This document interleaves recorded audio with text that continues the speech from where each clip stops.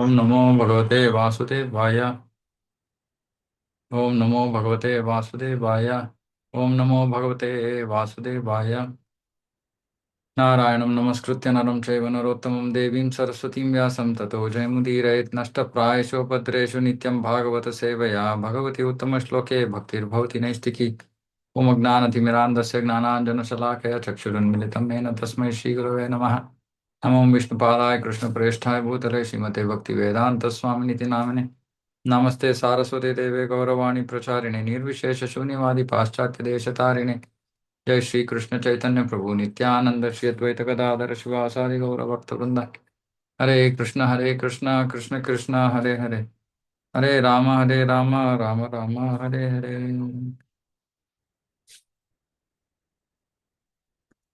हरे Krishna. Okay.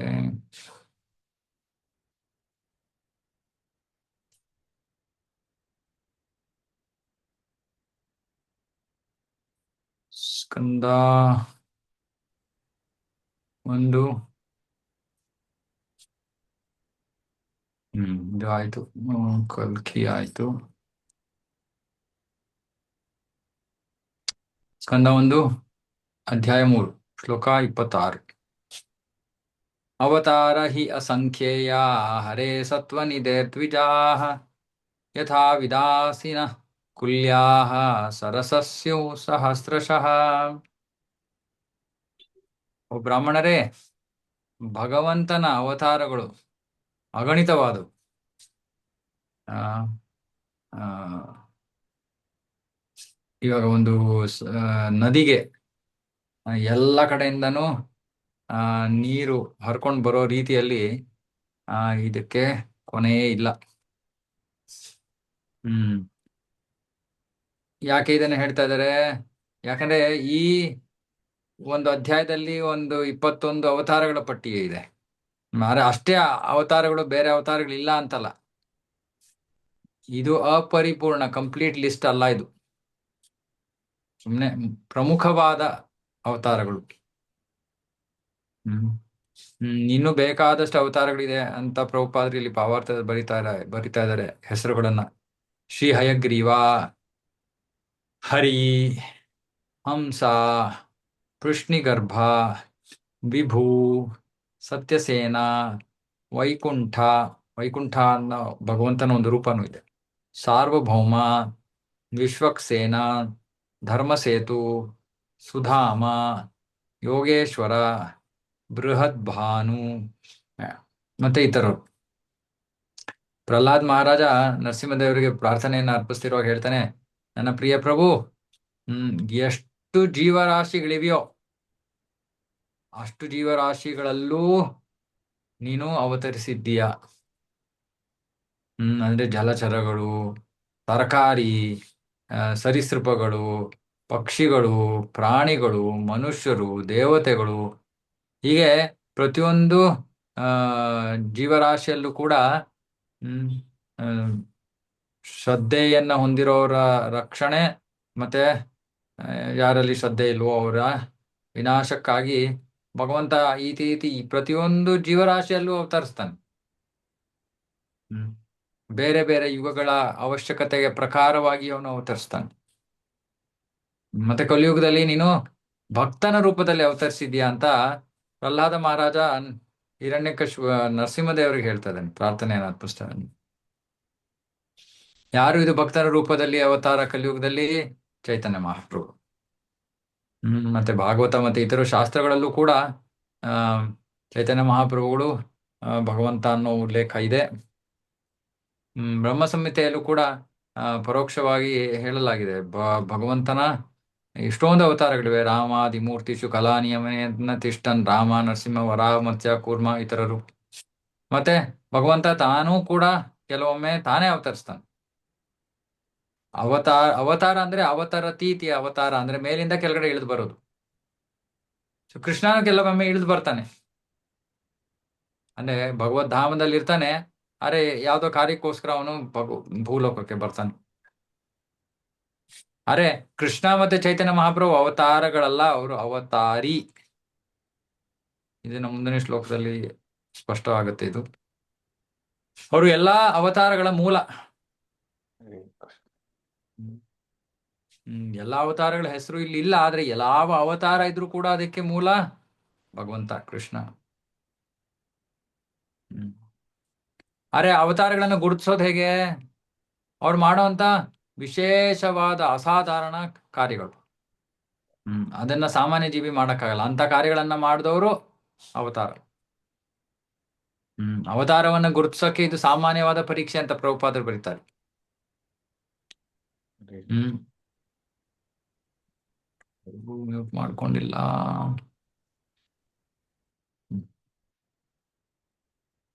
ಹ್ಮ್ ಅವತಾರಗಳಲ್ಲಿ ಕೆಲವು ಅಂಶ ಮತ್ತೆ ಕೆಲವು ಭಾಗಶಃ ಅಂಶ ಅಂದ್ರೆ ಸಶಕ್ತಗೊಂಡಿರುವಂತಹ ಅವತಾರಗಳು. ಇವಾಗ ಕುಮಾರರು ಆಧ್ಯಾತ್ಮಿಕ ಜ್ಞಾನದಿಂದ ಸಶಕ್ತರಾಗಿದ್ದಾರೆ. ನಾರದರು ಭಕ್ತಿ ಸೇವೆಯಿಂದ ಸಶಕ್ತರಾಗಿದ್ದಾರೆ. ಋತು ಮಹಾರಾಜ ಕಾರ್ಯ ಒಂದು ರಾಜ ಅಥವಾ ಕಾರ್ಯಕರ್ತನ ಶಕ್ತಿಯಿಂದ ಸಶಕ್ತಗೊಂಡಿದ್ದ. ಮತ್ಸ್ಯಾವತಾರ ನೇರವಾಗಿ ಅಂಶ, ಕೆಲವು ಅಂಶ, ಕೆಲವು ಶಕ್ತಾವೇಶ ಅವತಾರ. ಸೊ ಹೀಗೆ ಬೇಕಾದಷ್ಟು ನೀರಿನ ತರ ಒಂದು ಜಲಪಾತದಲ್ಲಿ ನೀರು ಸುರಿಯುತ್ತಲ್ಲ ಆ ರೀತಿ ಈ ಅವತಾರಗಳ ಪಟ್ಟಿ ಕೊನೆನೇ ಇಲ್ಲ. ಭಗವಂತ ಇಷ್ಟೊಂದು ಕೃಪೆ ತೋರ್ಲಿಲ್ಲ ಅಂದ್ರೆ ಈ ಜೈಲಾಗಿರೋ ಈ ಭೌತಿಕ ಜಗತ್ತು ಕೂಡ ನಡೆಯಲ್ಲ.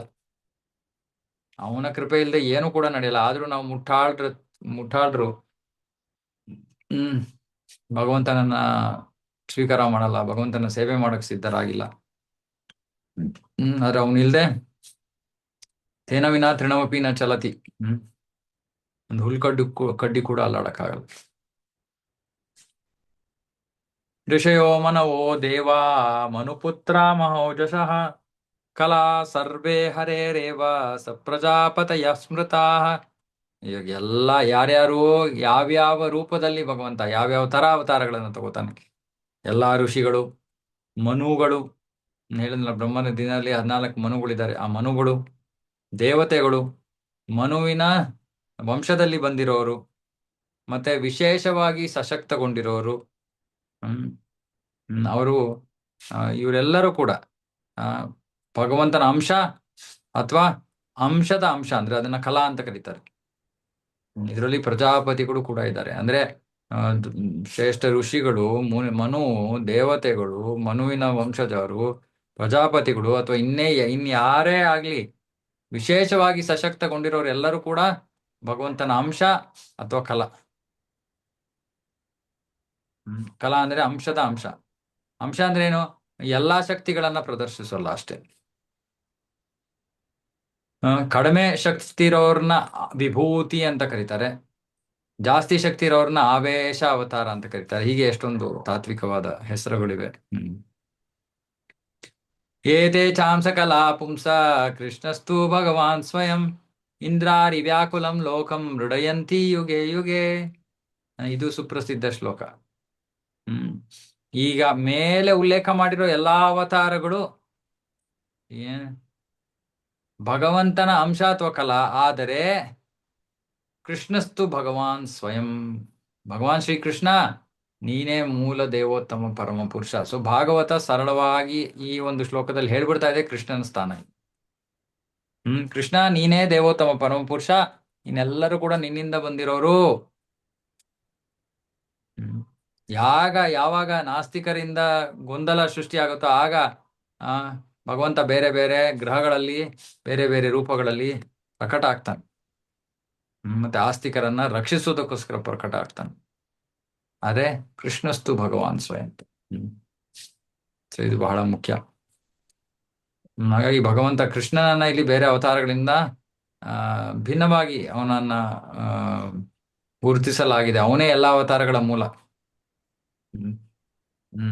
ಮತ್ತೆ ಅವನನ್ನ ಈ ಅವತಾರಗಳ ಪಟ್ಟಿಯಲ್ಲಿ ಅವನ ಲೆಕ್ಕ ಹಾಕಲಾಗಿದೆ. ಯಾಕೆಂದ್ರೆ ತನ್ನ ಅವ್ಯಾಜ ಕರುಣೆಯಿಂದ, ಅಂದ್ರೆ ಕಾರಣರಹಿತ ಕರುಣೆಯಿಂದಾಗಿ ಭಗವಂತ ಕೂಡ ತನ್ನ ಅಲೌಕಿಕ ಧಾಮದಿಂದ ಇಳಿದು ಬರ್ತಾನೆ.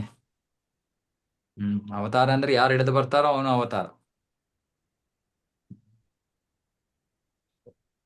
ಭಗವಂತ ಮತ್ತೆ ಭಗವಂತನ ಎಲ್ಲಾ ಅವತಾರಗಳು ಕೂಡ ಭೌತಿಕ ಜಗತ್ತಿನಲ್ಲಿ ಬೇರೆ ಬೇರೆ ಗ್ರಹಗಳಲ್ಲಿ ಬೇರೆ ಬೇರೆ ಜೀವರಾಶಿಗಳಲ್ಲಿ ಪ್ರಕಟ ಆಗ್ತಾರೆ, ಮೇಲಿಂದ ಕೆಳಗಡೆ ಇಳಿದು ಬರ್ತಾರೆ. ಯಾಕೆ? ಏನೋ ಒಂದು ನಿರ್ದಿಷ್ಟವಾದ ಧ್ಯೇಯವನ್ನು ಪೂರೈಸೋದಕ್ಕೋಸ್ಕರ ಬರ್ತಾರೆ. ಕೆಲವೊಮ್ಮೆ ಭಗವಂತ ತಾನೇ ಬರ್ತಾನೆ, ಕೆಲವೊಮ್ಮೆ ತನ್ನ ಅಂಶಗಳನ್ನು ಕಳಿಸ್ತಾನೆ, ಕೆಲವೊಮ್ಮೆ ತನ್ನ ಅಂಶಗಳನ್ನ ಕಳಿಸ್ತಾನೆ, ಅಥವಾ ಆ ಹ್ಮ್ ಸಶಕ್ತಗೊಂಡಿರುವಂತಹ ಆ ರೂಪಗಳನ್ನ ಕಳಿಸ್ತಾನೆ. ಇವರೆಲ್ಲ ಒಂದು ವಿಶೇಷವಾದ ಕಾರ್ಯವನ್ನ ನಿರ್ವಹಿಸೋಕ್ಕೋಸ್ಕರ ಬರ್ತಾರೆ. ಹ್ಮ್ ಮೂಲತಃ ಭಗವಂತ ಷಡೈಶ್ವರ್ಯ ಪೂರ್ಣ, ಐಶ್ವರ್ಯಸ್ಯ ಸಮಗ್ರಸ್ಯ ವೀರ್ಯಸ್ಯ ಯಶಸ ಶ್ರಿಯ ಜ್ಞಾನ ವೈರಾಗ್ಯ. ಹ್ಮ್ ಐಶ್ವರ್ಯ, ಆ, ವೀರ, ಆ, ಶಕ್ತಿ, ಯಶಸ್ಸು, ಸೌಂದರ್ಯ, ಜ್ಞಾನ, ವೈರಾಗ್ಯ. ದಯವಿಟ್ಟು ಮ್ಯೂಟ್ ಮಾಡ್ಕೊಳ್ಳಿ. ಯಾಕೆ ಒಂದ್ಸತಿ ಹೇಳ್ಬೇಕಲ್ಲ. ಹ್ಮ್ ಅವು ಭಾಗಶಃ ಪ್ರಕಟವಾದಾಗ ಅವುಗಳನ್ನ ಅಂಶ ಅಥವಾ ಕಲಾ ಅಂತ ಕರೀತಾರೆ. ಹ್ಮ್ ಕೆಲ ಅವತಾರಗಳಲ್ಲಿ ಅವನು ಒಂದು ರೀತಿಯ ಶಕ್ತಿಗಳನ್ನು ಪ್ರದರ್ಶಿಸ್ತಾನೆ, ಇನ್ನೊಂದರಲ್ಲಿ ಬೇರೆ ರೀತಿಯ ಶಕ್ತಿಗಳನ್ನು ಪ್ರದರ್ಶಿಸ್ತಾನೆ. ಆದ್ರೆ ಎಲ್ಲಾ ಶಕ್ತಿಗಳಿವೆ, ಯಾವ ಶಕ್ತಿಗಳ ಅವಶ್ಯಕತೆ ಇದೆಯೋ ಅವುಗಳನ್ನ ಮಾತ್ರ ಪ್ರದರ್ಶಿಸ್ತಾನೆ. ಹ್ಮ್ ಉದಾಹರಣೆಗೆ ಪರಶುರಾಮ, ನರಸಿಂಹ ಅವರು ಆ ಹ್ಮ್ ಅವಿಧೇಯರಾಗಿದ್ದ ಕ್ಷತ್ರಿಯರನ್ನ ಕೊಲ್ಲೋದ್ರ ಮೂಲಕ ಮತ್ತೆ ಹಿರಣ್ಯಕಶಿಪುವನ್ನ ಕೊಲ್ಲೋದ್ರ ಮೂಲಕ ಆ ವಧೆ ಮಾಡುವಂತ ನಾಸ್ತಿಕರ ವಧೆ ಮಾಡೋ ಒಂದು ಐಶ್ವರ್ಯವನ್ನ ಪ್ರದರ್ಶಿಸ್ತಾರೆ. ಹಿರಣ್ಯಕಶಿಪು ಎಷ್ಟು ಪ್ರಬಲನಾಗಿದ್ದ ಅಂದ್ರೆ ಸುಮ್ಮನೆ ಅವನು ಹುಬ್ಬು ಮೇಲೆ ಆಡ್ಸಿದ್ರೆ ಸಾಕು, ಎಲ್ಲಾ ದೇವತೆಗಳು ಗಡಗಡಗಡ ನಡಕ್ತಾ ಇದ್ರು. ಆ ದೇವತೆಗಳು ಈ ಸಾಮಾನ್ಯ ಮನುಷ್ಯರಿಗಿಂತ ಬಹಳ ಶ್ರೇಷ್ಠ ಸ್ಥಾನದಲ್ಲಿ ಇರೋರು. ಅವರ ಜೀವನದ ಆಯಸ್ಸಾಗ್ಲಿ, ಸೌಂದರ್ಯ ಆಗ್ಲಿ, ಸಂಪತ್ತಿ ಆಗ್ಲಿ, ಏನೇ ಆಗ್ಲಿ, ಎಲ್ಲಾ ರೀತಿಗಳದ್ದು. ಆದ್ರೂ ಕೂಡ ಅವರು ಹಿರಣ್ಯಕಶಿಪುವಿಂದ ಭಯಭೀತರಾಗಿದ್ರು. ಮತ್ತೆ ಹಿರಣ್ಯಕಶಿಪು ಎಷ್ಟು ಪ್ರಬಲನಾಗಿದ್ದ ಅನ್ನೋದು ನಾವು ಅರ್ಥ ಮಾಡ್ಕೋಬಹುದು. ಆದ್ರೆ ಆ ಹಿರಣ್ಯಕಶಿಪುವನ್ನ ನರಸಿಂಹ ತನ್ನ ನಖಗಳಿಂದ, ಉಗುರಿಂದ ಸುಮ್ಮನೆ ಕತ್ತರಿಸಾಕ್ಬಿಟ್ಟ. ಅಂದ್ರೆ ಭೌತಿಕವಾಗಿ ಯಾರೇ ಎಷ್ಟೇ ಶಕ್ತಿವಂತರಾಗಿರ್ಲಿ, ಅವರು ಭಗವಂತನ ಉಗುರುಗಳ ಶಕ್ತಿಗಳನ್ನು ಕೂಡ ತಡೆಯಕ್ಕಾಗಲ್ಲ ಅವರು. ಅದೇ ರೀತಿ ಪರಶುರಾಮ ಅವಿಧೇಯರಾಗಿದ್ದ ರಾಜರನ್ನ ಕೊಲ್ಲೋದ್ರ ಮೂಲಕ ಅವನು ತನ್ನ ಶಕ್ತಿಯನ್ನ ಪ್ರದರ್ಶಿಸ್ತಾನೆ, ಭಗವಂತನ ಶಕ್ತಿಯನ್ನ. ನಾರದರು, ವರಾಹ ಮತ್ತೆ ಬುದ್ಧ, ಇವರೆಲ್ಲ ಜನಸಾಮಾನ್ಯರಲ್ಲಿ ಶ್ರದ್ಧೆಯನ್ನ ಸೃಷ್ಟಿ ಮಾಡೋ ಶಕ್ತಿಯನ್ನ ಹೊಂದಿದ್ದಾರೆ. ಜನರಲ್ಲಿ ಶ್ರದ್ಧೆಯನ್ನ ಸೃಷ್ಟಿ ಮಾಡೋದು. ರಾಮ ಧನ್ವಂತರಿ ಭಗವಂತನ ಖ್ಯಾತಿಯನ್ನ ಪ್ರದರ್ಶಿಸ್ತಾರೆ. ಬಲರಾಮ, ಮೋಹಿನಿ, ವಾಮನ ಭಗವಂತನ ಸೌಂದರ್ಯವನ್ನು ಪ್ರದರ್ಶಿಸ್ತಾರೆ. ನೋಡಿ, ಬಲರಾಮ ಭಗವಂತನ ಸೌಂದರ್ಯವನ್ನು ಪ್ರದರ್ಶಿಸ್ತಾನೆ. ದತ್ತಾತ್ರೇಯ, ಮತ್ಸ್ಯ, ಕುಮಾರ, ಕಪಿಲ ಅಲೌಕಿಕ ಜ್ಞಾನವನ್ನ ಪ್ರದರ್ಶಿಸ್ತಾರೆ. ನರನಾರಾಯಣ ಋಷಿ ವೈರಾಗ್ಯವನ್ನು ಪ್ರದರ್ಶಿಸ್ತಾರೆ. ಹೀಗೆ ಬೇರೆ ಬೇರೆ ಅವತಾರಗಳು ಬೇರೆ ಬೇರೆ ಗುಣಗಳನ್ನ, ಶಕ್ತಿಗಳನ್ನ ಪ್ರದರ್ಶನ ಮಾಡ್ತಾರೆ. ಆದ್ರೆ ಕೃಷ್ಣ ಮೂಲ ಪ್ರಭು, ಅವನು ಎಲ್ಲಾ ಗುಣಲಕ್ಷಣಗಳನ್ನು ಪ್ರದರ್ಶಿಸ್ತಾನೆ. ಹಾಗಾಗಿ ಅವನು ಎಲ್ಲಾ ಅವತಾರಗಳ ಮೂಲ. ಮತ್ತೆ ಪ್ರಭುಪಾದರು ಬರಿತಾ ಇದ್ದಾರೆ, ಅವನು ಪ್ರದರ್ಶಿಸಿದ್ದಂತಹ ವೈಶಿಷ್ಟ್ಯಗಳಲ್ಲಿ ಬಹಳ ಅಸಾಮಾನ್ಯವಾದದ್ದಂದ್ರೆ ಅವನ ಗೋಪಿಯರೊಂದಿಗಿನ ಅವನ ಲೀಲೆಗಳು. ಅವು ಅಂತರಂಗ ಶಕ್ತಿಯ ಒಂದು ಅಂತರಂಗ ಶಕ್ತಿಯಿಂದ ಪ್ರಕಟವಾಗಿರುವಂತ ಲೀಲೆಗಳು. ಇವೆಲ್ಲ ಅಲೌಕಿಕ ಅಸ್ತಿತ್ವವನ್ನ, ಜ್ಞಾನವನ್ನ, ಆನಂದವನ್ನ ಪ್ರದರ್ಶಿಸೋ ಲೀಲೆಗಳು. ಬಹಳ ಸಾಮಾನ್ಯ ಜಡ ಒಂದು ಪ್ರೇಮದಂತೆ ಅವು ಕಾಣಿಸುತ್ತೆ ನಮಗೆ, ಆದ್ರೆ ನಿಜವಾಗ್ಲೂ ಅಲೌಕಿಕ ಅದು ಜಡವಾಗಿ ಒಂದು ಹುಡುಗ ಹುಡುಗಿಯರ ನಡುವಿನ ಪ್ರೀತಿಯಂತೆ ಕಾಣುತ್ತೆ ನಮ್ಗೆ. ಯಾಕಂದ್ರೆ ನಮ್ಮ ಕಣ್ಣು ನಮ್ಮ ಮನಸ್ಸು ಈ ರೀತಿ ಕಲುಷಿತವಾಗಿದೆ. ಹಾಗಾಗಿ ಇವಾಗ ನಾವು ಒಂದು ಕನ್ನಡಕ ಹಾಕೊಂಡು ಅದ್ರ ಮೇಲೆ ಹಳದಿ ಬಣ್ಣ ಇದ್ರೆ ನಾವು ಏನ್ ನೋಡ್ತೀವೋ ಎಲ್ಲ ಹಳದಿ ಹಳದಿ ಕಾಣುತ್ತೆ. ಆ ನಾವು ನಮ್ಮ ದೃಷ್ಟಿ, ನಮ್ಮ ಮನಸ್ಸು ಕಾಮದಿಂದ ತುಂಬಿದ. ಹಾಗಾಗಿ ಏನನ್ನ ನೋಡಿದ್ರು, ಭಗವಂತನ ಪರಿಶುದ್ಧವಾದ ಪ್ರೇಮವನ್ನ ನೋಡಿದ್ರು ಕೂಡ ನಮ್ಗೆ ಅದು ಕಾಮವಾಗಿ ಕಾಣುತ್ತೆ.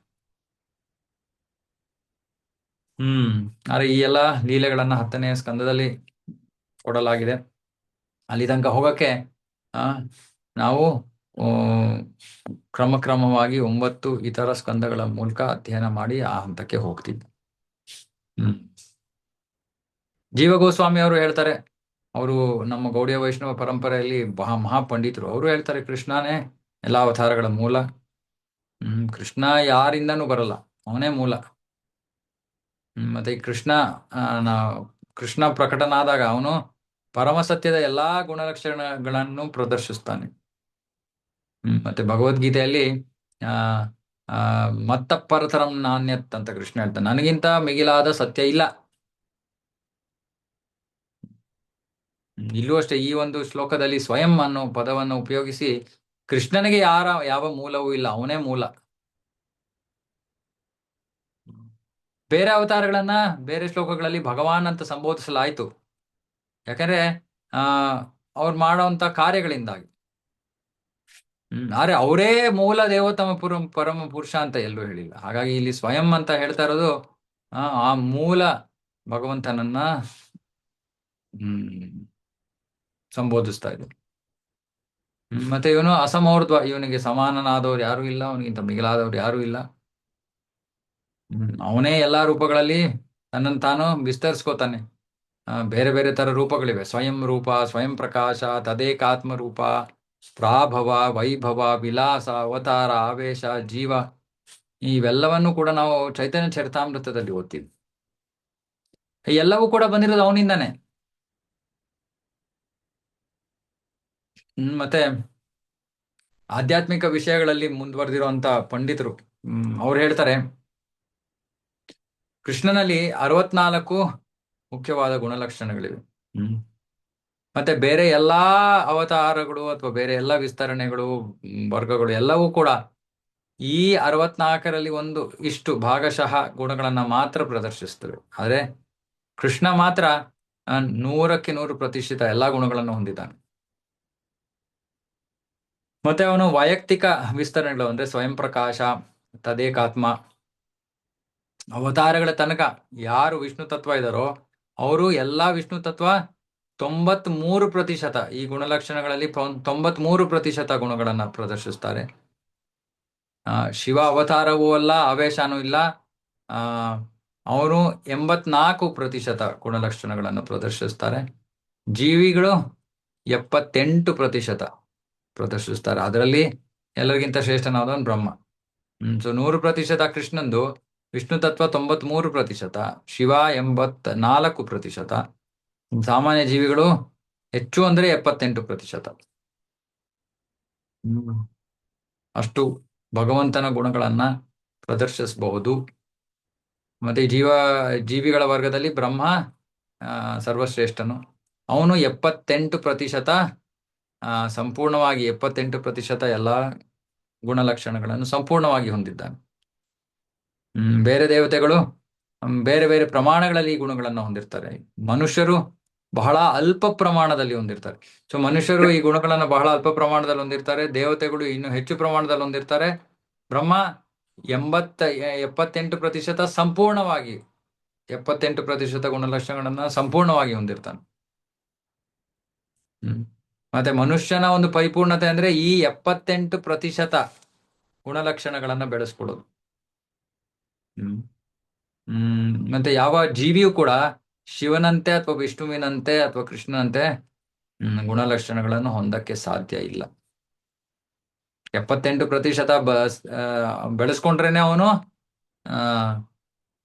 ದಿವ್ಯ ಗುಣಗಳನ್ನ ಅಂದ್ರೆ ದೇವತೆಗಳಿಗೆ ಸಮಾನನಾಗ್ತಾನೆ. ಅರೆ ಅವನು ಶಿವ ಅಥವಾ ವಿಷ್ಣು ಆಗಕ್ ಸಾಧ್ಯ ಇಲ್ಲ. ಕಾಲಕ್ರಮೇಣ ಅವನು ಬ್ರಹ್ಮ ಆಗ್ಬೋದು. ಮತ್ತೆ ಭಗವಂತನ ಸಾಮ್ರಾಜ್ಯದಲ್ಲಿ, ಆಧ್ಯಾತ್ಮಿಕ ಆಕಾಶದಲ್ಲಿ ಇರೋ ನಿವಾಸಿಗಳು ಅವರು ಭಗವಂತನ ಶಾಶ್ವತ ಅನುಯಾಯಿಗಳು. ಅವರು ಬೇರೆ ಬೇರೆ ಆಧ್ಯಾತ್ಮಿಕ ಲೋಕಗಳಲ್ಲಿ ಇರ್ತಾರೆ, ಹರಿಧಾಮ, ಮಹೇಶಧಾಮ, ಹೀಗೆ. ಹ್ಮ್ ಮತ್ತೆ ಅದ್ರ ಮೇಲೆ ಗೋಲೋಕ ಬೃಂದಾವನಾನು ಇದೆ. ಹ್ಮ್ ಯಾರು 78% ಗುಣಲಕ್ಷಣಗಳನ್ನು ಸಂಪೂರ್ಣವಾಗಿ ಪ್ರದರ್ಶಿಸ್ತಾರೋ, ಬೆಳೆಸ್ಕೊಳ್ತಾರೋ, ಅವರು ಕೃಷ್ಣ ಲೋಕವನ್ನ ಪ್ರವೇಶ ಮಾಡ್ಬೋದು, ಈ ಭೌತಿಕ ಜಗತ್ತನ್ನ ಬಿಟ್ಟಾದ್ಮೇಲೆ. ಅಂದ್ರೆ ಅದು ಜೀವಿಯ ಪರಿಪೂರ್ಣತೆ. ಜೀವಿ ಹೆಚ್ಚು ಅಂದ್ರೆ ಅವನು 78% ಗುಣಲಕ್ಷಣಗಳನ್ನ ಪ್ರದರ್ಶಿಸ್ಬೋದು. ಆಗ ಅವನು ಪರಿಪೂರ್ಣನಾಗಿದ್ದಾನೆ, ಆಗ ಅವನು ಭಗವದ್ಧಾಮಕ್ಕೆ ಹೋಗ್ಬೋದು ಅಂತ ಅರ್ಥ. ಶಿವ 84, ಬೇರೆ ವಿಷ್ಣು ತತ್ವ 93. ಹ್ಮ್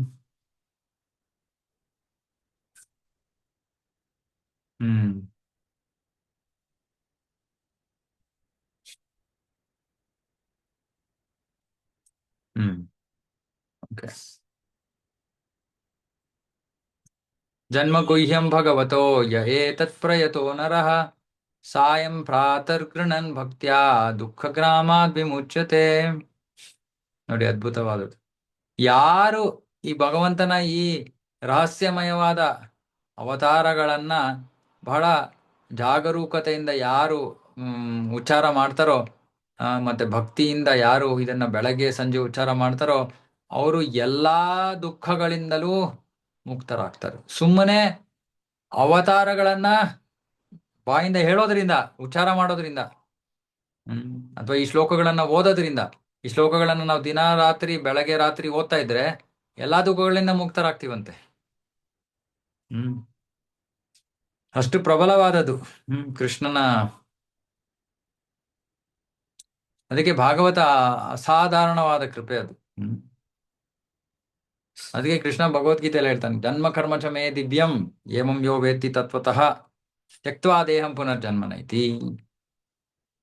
ಯಾರು ಸುಮ್ಮನೆ ಕೃಷ್ಣನನ್ನ ಅರ್ಥ ಮಾಡ್ಕೊಳಕ್ಕೆ, ತತ್ವತಃ ಅರ್ಥ ಮಾಡ್ಕೊಳಕ್ಕೆ ಪ್ರಯತ್ನ ಮಾಡ್ತಾರೋ, ಅವರು ಭಗವತ್ನಾಮ ಕೊಟ್ಟೋಗ್ಬಿಡ್ತಾರೆ. ಬೆಳಗ್ಗೆ ಒಂದು ಲೆಕ್ಚರ್ ಕೇಳ್ತಾ ಇದ್ದೆ, ಪ್ರಭುಪಾದರು ಹೇಳ್ತಾ ಇದ್ರು, ಕೃಷ್ಣನನ್ನ ಅರ್ಥ ಮಾಡ್ಕೊಳ್ಳೋದು ಸಾಧ್ಯ ಇಲ್ಲ, ಅಸಾಧ್ಯವಾದ ವಿಷಯ. ಆದ್ರೆ ಕೃಷ್ಣನನ್ನ ಅರ್ಥ ಮಾಡ್ಕೊಳಕ್ ಪ್ರಯತ್ನಿಸೋದೇ ಸಾಕಂತೆ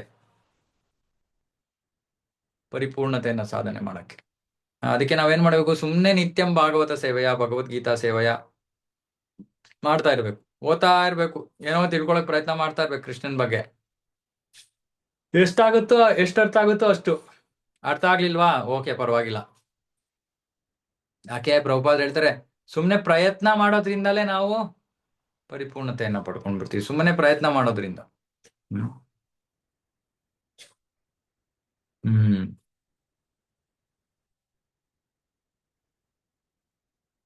ಹ್ಮ್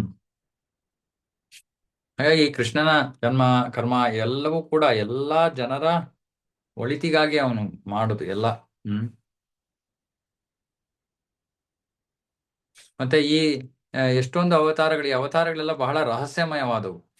ಹ್ಮ್ ಯಾರು ಆ ಒಂದು ಭಕ್ತಿಯಿಂದ ಈ ವಿಷಯದ ಆಳಕ್ಕೆ ಇಳಿತಾರೋ ಅವರಿಗೆ ಮಾತ್ರ ಈ ರಹಸ್ಯ ಬಹಿರಂಗವಾಗೋದು. ಉದಾಹರಣೆಗೆ ಇವಾಗ ಕೃಷ್ಣ ಮಾಡೋ ವಿಷಯಗಳಾಗ್ಲಿ, ಅಥವಾ ಬೇರೆ ಬೇರೆ ಅವತಾರಗಳು ಮಾಡೋ ವಿಷಯಗಳು ನಮಗೆ ಸುಮ್ನೆ ನಾವು ಕಥೆಯನ್ನ ಓದ್ತೀವಿ. ಆದ್ರೆ ಯಾರೋ ಕಟ್ಟು ಕಥೆ, ಯಾರೋ ಇವಾಗ ಉದಾಹರಣೆಗೆ ಯಾರೋ ಹೇಳ್ತಾರೆ ಮಹಾಭಾರತದಲ್ಲಿ, ಯುಧಿಷ್ಠಿರ ನರಕವನ್ನ ನೋಡ್ದ, ಯಾಕೆಂದ್ರೆ ಅವನು ಸುಳ್ಳು ಹೇಳ್ದ. ಅಶ್ವತ್ಥಾಮ ಹತ ಅಂತ ಸುಳ್ಳು ಹೇಳ್ದ, ಅಶ್ವತ್ಥಾಮ ಮೃತನಾದ ಅಂತ ಸುಳ್ಳು ಹೇಳ್ದ ಅಂತ. ಆದ್ರೆ ಅದು ಸರಿಯಾದ ಕಾರಣ ಅಲ್ಲ. ಸರಿಯಾದ ಕಾರಣ ಆಚಾರ್ಯರು ಬಹಿರಂಗ ಮಾಡ್ತಾರೆ, ಅವನು ಸುಳ್ಳು ಹೇಳಕ್ಕೆ ಹಿಂಜರಿದ, ಹಾಗಾಗಿ ಅವನು ನರಕವನ್ನ ನೋಡ್ಬೇಕಾಯ್ತು ಅಂತ. ಹಾಗಾಗಿ ಇದು ರಹಸ್ಯ. ಸುಮ್ನೆ ನಾವು ಏನೋ ಕಥೆ, ಅದಕ್ಕೆ ಯಾರೋ ಮಹಾಭಾರತ ಸೀರಿಯಲ್ ತೆಗೆದ್ರು, ಯಾವ ಯಾವ ಅಧಿಕೃತವಾದ ಭಾಷ್ಯದ ಮೇಲೆ ಅವರು ಆ ಸೀರಿಯಲ್ ತೆಗೆದಿದ್ರು? ಯಾವ ಅಧಿಕೃತವೂ ಇರ್ಲಿಲ್ಲ. ಸುಮ್ನೆ ಏನೋ ಯಾರೋ ಏನೋ ಅರ್ಥ ಮಾಡ್ಕೊಂಡ್ರು ಇದು ಮಹಾಭಾರತ ಅಂತ ಅದ್ರ ಮೇಲೆ. ಆದ್ರೆ ಹಂಗೆ ಉಪಯೋಗ ಇಲ್ಲ. ಆಗ ನಮ್ಗೆ ಅಲ್ಲಿ ಇರೋ ರಹಸ್ಯ ಗೊತ್ತಾಗಲ್ಲ, ನಾವು ಬರೀ ಬಾಹ್ಯ ವಿಷಯಗಳನ್ನ ಮಾತ್ರ ಅರ್ಥ ಮಾಡ್ಕೋಬಹುದು ಅವಾಗ. ಅರೆ ಯಾರು ಈ ರಹಸ್ಯವನ್ನ ಅರ್ಥ ಮಾಡ್ಕೋತಾರೋ ಅವರು ಮುಕ್ತರಾಗಿ ಹೋಗ್ತಾರೆ. ಮೊನ್ನೆ ನಾವೇನ್ ಮಾಡ್ಬೇಕು, ಅಧಿಕೃತ ಗುರು ಶಿಷ್ಯ ಪರಂಪರೆಯಲ್ಲಿ ಬರುವಂತಹ ಭಕ್ತರ, ಆಚಾರ್ಯರ ಪುಸ್ತಕಗಳನ್ನ ಓದ್ಬೇಕು, ಶ್ರವಣ ಮಾಡ್ಬೇಕು ಅಷ್ಟೇ. ನಾವೇ ಊಹಾಪೋಹ ಮಾಡಬಾರ್ದು, ಅವ್ರು ಏನ್ ಹೇಳ್ತಾ ಇದಾರೋ ಅದನ್ನ ಸ್ವೀಕಾರ ಮಾಡ್ಬೇಕಷ್ಟೆ. ಹ್ಮ್ ಹಾಗಾಗಿ ಯಾರು ಈ ಅಧ್ಯಾಯದ ಪಠಣವನ್ನ ಮಾಡ್ತಾರೋ, ಹ್ಮ್ ಪ್ರಾಮಾಣಿಕತೆಯಿಂದ ಭಕ್ತಿಯಿಂದ, ಅವರು ಖಂಡಿತವಾಗಿಯೂ ಅವರಿಗೆ ಭಗವಂತನ ಜನ್ಮ ಕರ್ಮಗಳ ಬಗ್ಗೆ ಒಳನೋಟ ಒಂದು ಕಾಣತ್ತೆ, ಸಿಗುತ್ತೆ. ಮತ್ತೆ ಆ ವಿಮುಕ್ತಿ ಅಂದ್ರೇನೆ, ಮುಕ್ತಿ ಅಂದ್ರೆ ಭಗವಂತನ ಜನ್ಮ ಕರ್ಮ ಎಲ್ಲ ಕೂಡ ಅಲೌಕಿಕವಾದದ್ದು. ಇಲ್ಲಾಂದ್ರೆ ಅವುಗಳನ್ನ ಸುಮ್ಮನೆ ಪಠಣ ಮಾಡೋದ್ರಿಂದ ಹೇಗೆ ಒಬ್ಬ ವ್ಯಕ್ತಿ ಮುಕ್ತನಾಗಕ್ ಸಾಧ್ಯ? ಯಾಕಂದ್ರೆ ಅವೇ ಮುಕ್ತ ವಿಷಯ. ಮುಕ್ತಿ ಅಂದ್ರೆ ಬಂಧನಕ್ಕೆ ಒಳಗಾಗಿಲ್ದೇ ಇರುವಂತ ವಿಷಯ ಭಗವಂತನ ಆ ಜನ್ಮ ಕರ್ಮ ಇವೆಲ್ಲ. ಹಾಗಾಗಿ ಸುಮ್ಮನೆ ಅದನ್ನ ಪಠಣ ಮಾಡೋದ್ರಿಂದಾನೇ ನಾವು ಮುಕ್ತರಾಗಿ ಹೋಗ್ತೀವಿ, ಅಷ್ಟು ಪ್ರಬಲವಾದದ್ದು.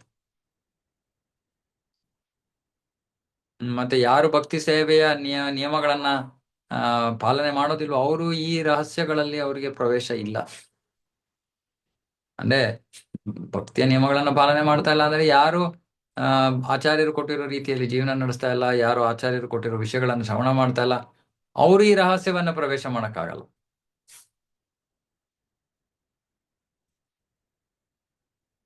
ಏತದ್ರೂಪಂ ಭಗವತೋ ಹ್ಯರೂಪಸ್ಯ ಚಿದಾತ್ಮನಃ ಮಾಯಾ ಗುಣೈರ್ವಿರಚಿತಂ ಮಹದಾಧಿಭಿರ್ ಆತ್ಮನಿ.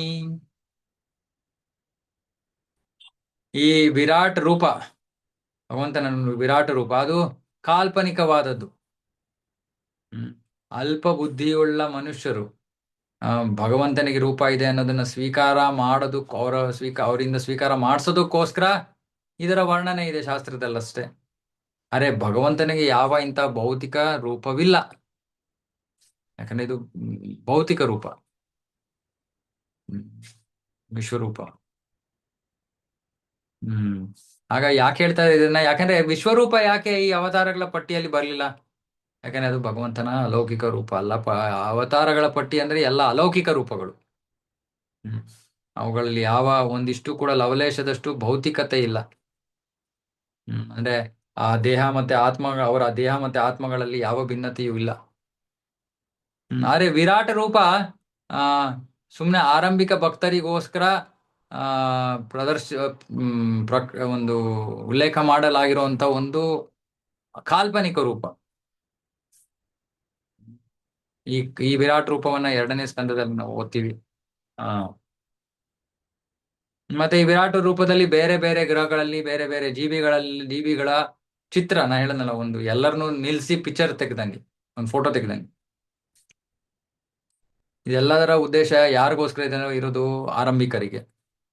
ಯಾಕಂದ್ರೆ ಅವರು ಜಡವನ್ನ ಮೀರಿ ಏನೂ ಅರ್ಥ ಮಾಡ್ಕೊಳಕ್ ಆಗಲ್ಲ. ಅವ್ರು ಅನ್ಕೋತಾರೆ ಎಲ್ಲವೂ ಜಡಾನೇ, ಆಧ್ಯಾತ್ಮಿಕವಾಗಿ ಏನೂ ಇಲ್ಲ ಅಂತ. ಹಾಗಾಗಿ ಅವರಿಗೆ ಜಡದ ಭಗವಂತನ ಆ ಬೃಹತ್ ಶಕ್ತಿಯ ಪ್ರದರ್ಶನ ಅಥವಾ ಭಗವಂತ ಸರ್ವ ವ್ಯಾಪಕ ಅನ್ನೋ ಪ್ರದರ್ಶನ ಈ ವಿರಾಟ್ ರೂಪದಲ್ಲಿ ಅಷ್ಟು.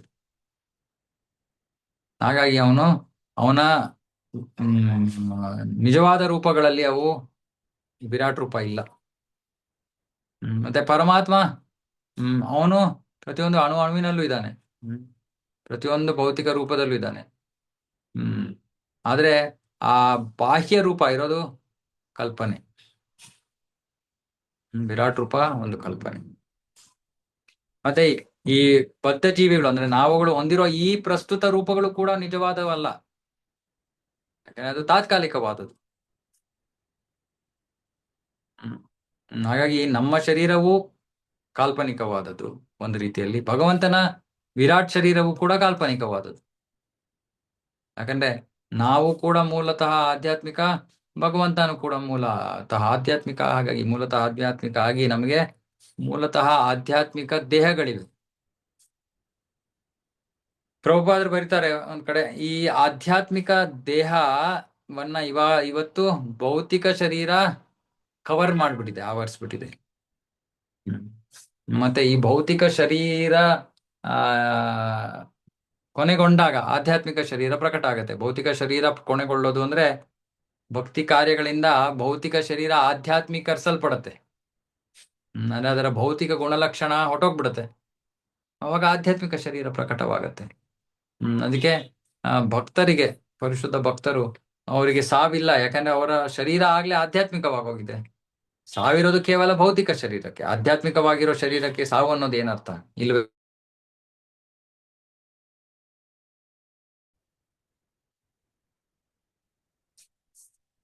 ಯಥಾ ನಭಸಿ ಮೇಘೌಘೋ ರೇಣುರ್ವಾ ಪಾರ್ಥಿವೋ ನಿಲೇ ಏವಂ ದೃಷ್ಟರಿ ದೃಶ್ಯತ್ವಂ ಆರೋಪಿತಮ ಬುದ್ಧಿಭಿ.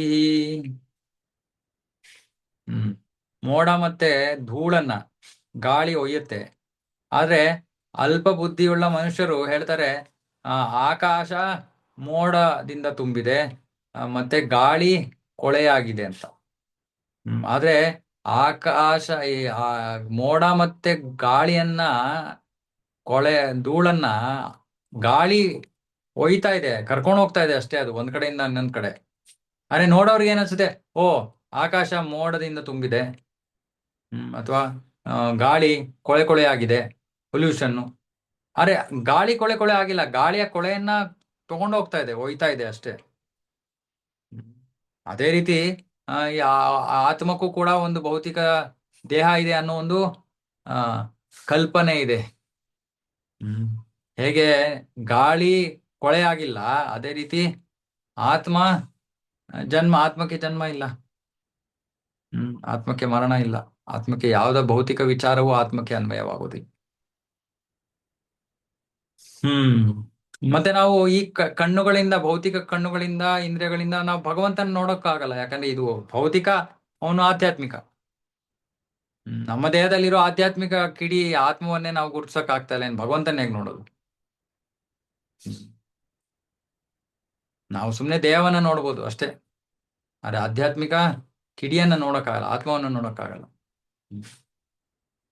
ಒಬ್ಬ ಜೀವಿ ಇದ್ದಾನೆ ಅಂತ ಹೆಂಗ್ ಗೊತ್ತಾಗತ್ತೆ? ಅವನೊಂದು ಸ್ಥೂಲ ಶರೀರವನ್ನು ಪಡ್ಕೊಂಡಿದ್ದಾನೆ, ಅದನ್ನು ನೋಡಿ ಗೊತ್ತಾಗತ್ತಷ್ಟೇ. ಅದೇ ರೀತಿ ಯಾರು ಭೌತಿಕ ಕಣ್ಣುಗಳಿಂದ ಭಗವಂತನನ್ನು ನೋಡಕ್ಕೆ ಬಯಸ್ತಾರೋ ಅವರಿಗೆ ಈ ವಿರಾಟ್ ರೂಪ, ಬೃಹತ್ ಒಂದು ಭೌತಿಕ ರೂಪ. ಇವಾಗ ಹೆಂಗೆ ಅಂದ್ರೆ, ಒಬ್ಬ ಯಾರೋ ಗಣ್ಯ ವ್ಯಕ್ತಿ ಯಾವ್ದೋ ಒಂದು ಕಾರ್ನಲ್ಲಿ ಹೋದ್ರೆ ನಾವ್ ಹೇಳ್ತೀವಿ ಆ ಕಾರ್ನೇ ಆ ವ್ಯಕ್ತಿ ಜೊತೆ ಗುರುತಿಸ್ತೀವಿ. ಉದಾಹರಣೆಗೆ ಪ್ರೆಸಿಡೆಂಟ್ ಹೋದ್ರೆ ಅಂದ್ರೆ, ಓ ನೋಡಿ ಅಲ್ಲಿ ಪ್ರೆಸಿಡೆಂಟ್ ಹೋಗ್ತಾ ಇದಾರೆ. ಪ್ರೆಸಿಡೆಂಟ್ ಹೋಗ್ತಾ ಇಲ್ಲ, ಪ್ರೆಸಿಡೆಂಟ್ ಕಾರಲ್ಲಿ ಕೂತ್ಕೊಂಡು ಹೋಗ್ತಾ ಇದಾರೆ. ಅದೇ ನಾವ್ ಹೇಳ್ತೀವಿ, ಓ ಪ್ರೆಸಿಡೆಂಟ್ ಹೋಗ್ತಾ ಇದಾರೆ ನೋಡಿ ಅಲ್ಲಿ. ಅಂದ್ರೆ ತಾತ್ಕಾಲಿಕವಾಗಿ ಆ ಕಾರನ್ನೇ ನಾವು ಪ್ರೆಸಿಡೆಂಟ್ ಅಂತ ಕರೆದ್ವಿ.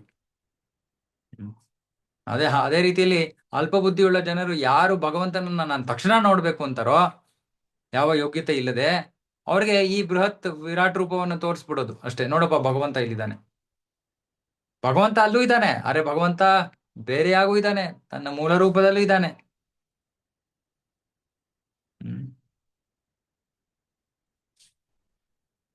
ಹಾಗಾಗಿ ಇದು ಸಾಮಾನ್ಯ ಜನರಿಗಾಗಿ ಇರೋದು, ಆರಂಭಿಕರಿಗಾಗಿ ಇರೋದು. ಮುಂದುವರೆದಿರುವಂತ ಭಕ್ತರಿಗೆ ಗೊತ್ತಾಗತ್ತೆ ಭಗವಂತ ತನ್ನ ಶ್ಯಾಮಸುಂದರ ರೂಪದಲ್ಲಿ ಗೋಲೋಕದಲ್ಲಿ ಇದ್ದಾನೆ ಅಂತ. ಈ ವಿಶ್ವರೂಪ ತಾತ್ಕಾಲಿಕ ರೂಪ, ವಿಶ್ವರೂಪ ಶಾಶ್ವತವಾದದ್ದಲ್ಲ. ಭೌತಿಕ ಜಗತ್ತಿನಲ್ಲಿರೋ ಎಲ್ಲಾ ಜೀವಿಗಳ ಒಂದು ಒಟ್ಟು ಅವ್ರನ್ನೆಲ್ಲ ಒಟ್ಟಿಗೆ ಸೇರಿಸಿ ಒಂದು ಪಿಕ್ಚರ್ ತೆಗ್ದಂಗೆ, ಫೋಟೋ ತೆಗ್ದಂಗೆ.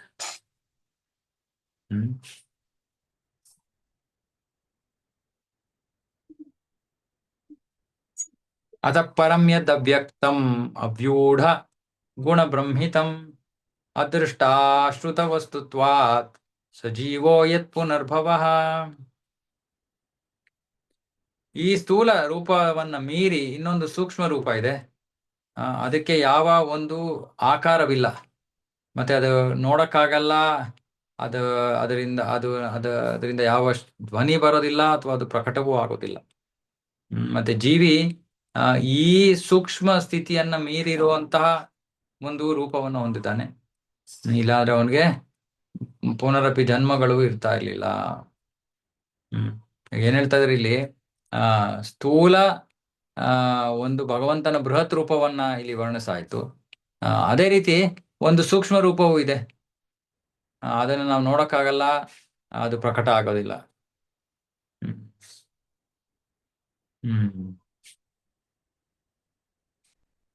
ಮತ್ತೆ ಜೀವಿ ಈ ಸ್ಥೂಲ ಮತ್ತೆ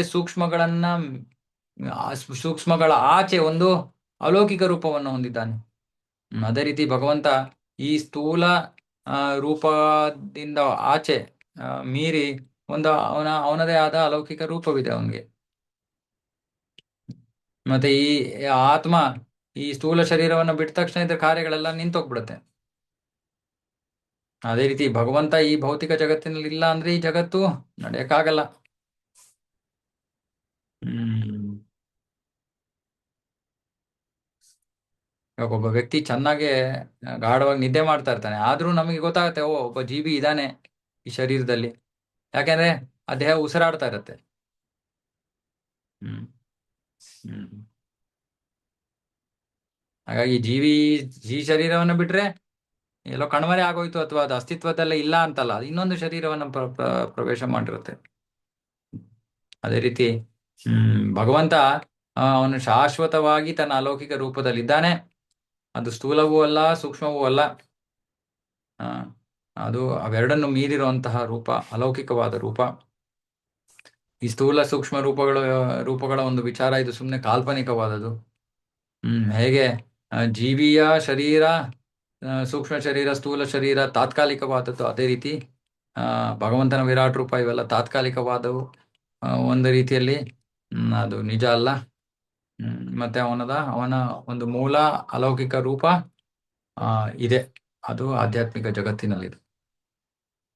ಹ್ಮ್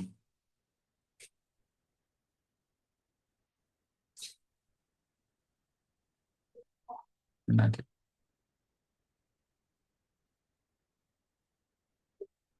ಹ್ಮ್. ಯತ್ರೇ ಮೇ ಸದ ಸದ್ರೂಪೇ ಪ್ರತಿಸಿದ್ಧೇ ಸ್ವಸಂವಿದಾ ಅವಿದ್ಯೆಯಾತ್ಮನಿ ಕೃತೆ ಇತಿ ತದ್ಬ್ರಹ್ಮ ದರ್ಶನಂ. ಹ್ಮ್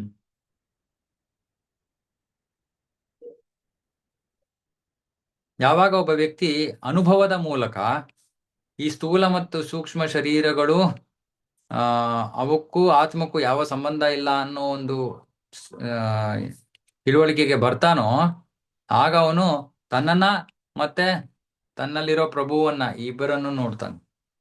ಹ್ಮ್ ಅಂದ್ರೆ ಆ ಇದು ಅನುಭವದ ವಿಷಯ, ವಿಜ್ಞಾನದ ವಿಷಯ, ಜ್ಞಾನದ ವಿಷಯ ಅಲ್ಲ.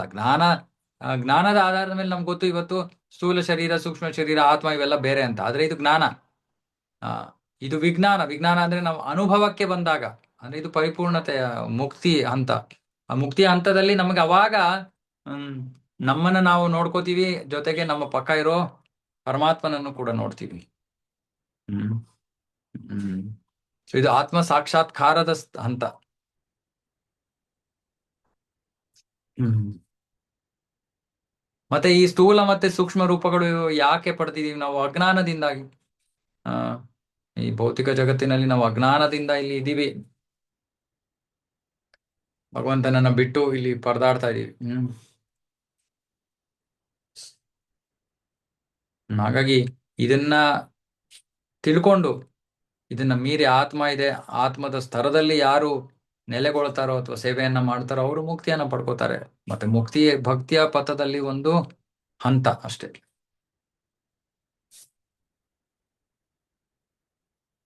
ಮತ್ತೆ ಭಕ್ತಿಯ ಜೀವನದಿಂದ ಮಾತ್ರ ನಾವು ಈ ಪರಿಪೂರ್ಣ ಆತ್ಮ ಸಾಕ್ಷಾತ್ಕಾರದ ಹಂತಕ್ಕೆ ಬರ್ಬೋದು. ಹ್ಮ್. ಮತ್ತೆ ಆತ್ಮ ಸಾಕ್ಷಾತ್ಕಾರದ ಇನ್ನೊಂದು ಅರ್ಥ ಅಂದ್ರೆ ಜಡ ಮತ್ತೆ ಸೂಕ್ಷ್ಮ ಶರೀರಗಳ ಅವಶ್ಯಕತೆಗಳಿಗೆ ನಾವು ಅಸಡ್ಡೆ ತೋರ್ಬೇಕು. ಮತ್ತೆ ಆತ್ಮದ ಚಟುವಟಿಕೆಗಳಲ್ಲಿ ನಾವು ಗಂಭೀರರಾಗಬೇಕು. ಇದು ಬಹಳ ಮುಖ್ಯ. ಆತ್ಮ ಸಾಕ್ಷಾತ್ಕಾರದ ವ್ಯಾಖ್ಯಾನ ನೋಡಿ, ಡೆಫಿನೇಷನ್ನು: ಸ್ಥೂಲ ಸೂಕ್ಷ್ಮ ಶರೀರಗಳ ಅವಶ್ಯಕತೆಗಳಿಗೆ ನಾವು ಅಸಡ್ಡೆಯನ್ನು ತೋರ್ಬೇಕು, ಅಂದ್ರೆ ಕಾಳಜಿ ತೋರ್ಬಾರ್ದು, ಅಂದ್ರೆ ಅದ್ರ ಬಗ್ಗೆ ಜಾಸ್ತಿ ತಲೆ ಕೆಡಿಸ್ಕೋಬಾರ್ದು. ಆದ್ರೆ ಆತ್ಮದ ಚಟುವಟಿಕೆಗಳ ಬಗ್ಗೆ ನಾವು ಗಂಭೀರರಾಗಬೇಕು, ಅಂದ್ರೆ ಭಕ್ತಿ ಸೇವೆಯಲ್ಲಿ ಗಂಭೀರರಾಗಬೇಕು. ಭೌತಿಕ ಜೀವನ ಹೇಗೆ ನಡ್ಕೊಂಡು ಹೋಗಕ್ಕಾತೋ ನಡ್ಕೊಂಡು ಹೋಗ್ಲಿ ಅಷ್ಟೇ. ಹ್ಮ್ ಅಜ್ಞಾನದಿಂದಾಗಿ ನಾವು ಆ ಈ ಸ್ಥೂಲ ಸೂಕ್ಷ್ಮ ಶರೀರಗಳನ್ನೇ ನಾವು ಅಂತ ಅನ್ಕೊಂಡು ನಾವು ಜೀವನ ಮಾಡ್ತಾ ಇದೀವಿ. ಮತ್ತೆ ಹ್ಮ್ ಅದನ್ನ ಸಂರಕ್ಷಿಸಕ್ಕೆ ಅಥವಾ ಅದನ್ನ ಉತ್ತಮವಾದ ಸ್ಥಿತಿಯಲ್ಲಿ ಇಡೋದಕ್ಕೆ ಜೀವನ ಆದ್ಮೇಲೆ ಜನ್ಮ ಆದ್ಮೇಲೆ ಜನ್ಮ ನಾವು ಸಮಯ ಕಾರ್ಯಗಳನ್ನ ಮಾಡಿ ವ್ಯರ್ಥ ಮಾಡ್ಕೋತಾ ಇದೀವಿ ನಮ್ಮ ಜೀವನವನ್ನ.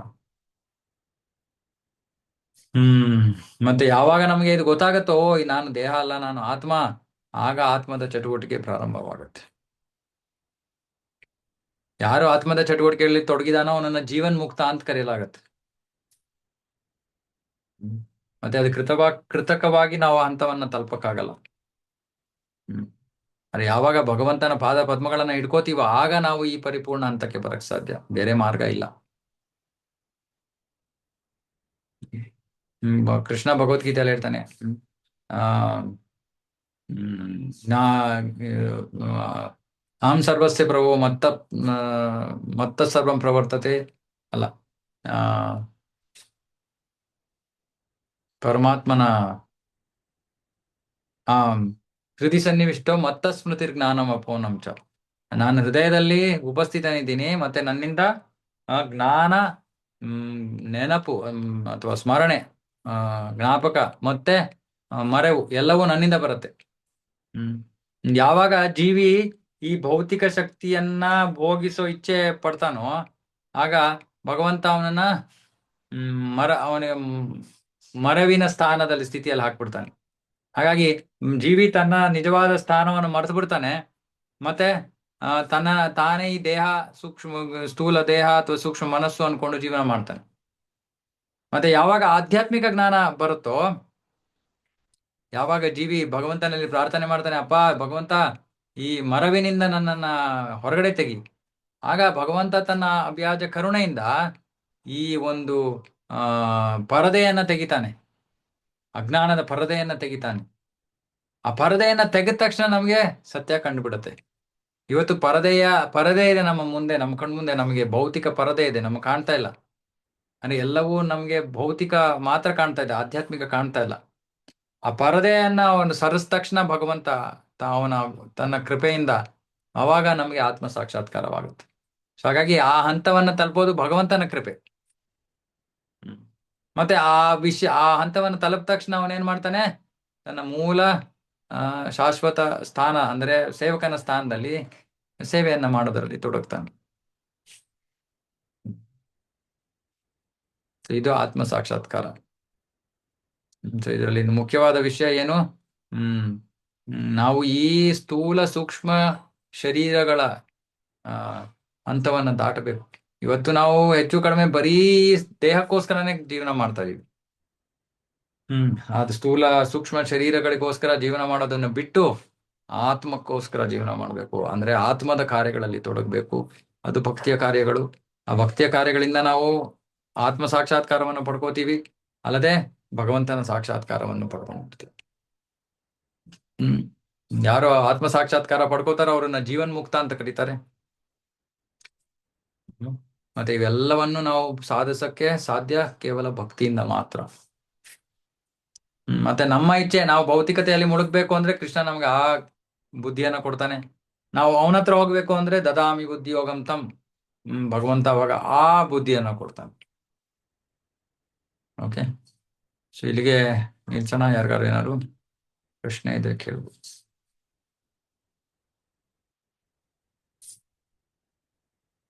ಏನಾದ್ರು ಇದೆಯಾ ಪ್ರಶ್ನೆ?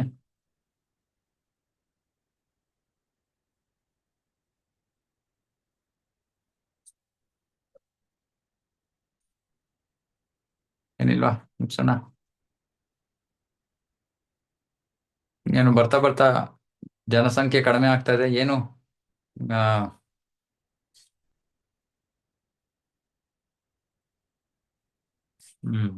ಹರೇ ಕೃಷ್ಣ ಪ್ರಭುಜಿ.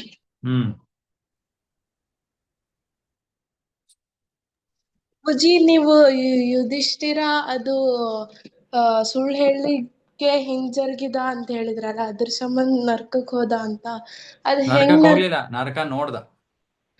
ಓ, ಅದ್ ಹೆಂಗ್ ನೋಡಿದ್ರು ಪ್ರಭುಜಿ? ಲೈಕ್ ಅವ್ರು ಸುಳ್ಳು ಹೇಳಲಿಲ್ಲಲ್ಲ. ಸುಳ್ಳೆ ಹೇಳಿದ್ರು ಅವರು, ವೈಟ್ ಲೈ ಅಂತಾರೆ ಅದನ್ನ ಇಂಗ್ಲಿಷ್ ಅಲ್ಲಿ. ಅಶ್ವತ್ಥಾಮೋ ಹತಃ ಕುಂಜರಃ. ಕುಂಜರ ಅಂತ ಹೇಳಿದ ತಕ್ಷಣ ಆವಾಗ ಕೃಷ್ಣ ಶಂಖವನ್ನು ಊದ್ಬಿಡ್ತಾನೆ. ಅಂದ್ರೆ ಅವನ ಬಾಯಿಂದ ಸತ್ಯಾಂಶ ಕೇಳಲಿಲ್ಲ ದ್ರೋಣಾಚಾರ್ಯರಿಗೆ. ದ್ರೋಣಾಚಾರ್ಯರಿಗೆ ಕೇಳಿದ್ದಿಷ್ಟೇ, ಅಶ್ವತ್ಥಾಮ ಹತಃ ಅಂತ.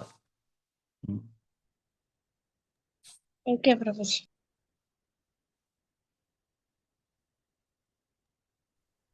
Prabhu, since you said no very clearly and no neatly, no questions, Prabhu, today. It's very crystal clear, Prabhu, what you said. Thank you so much, Prabhu. Hare Krishna.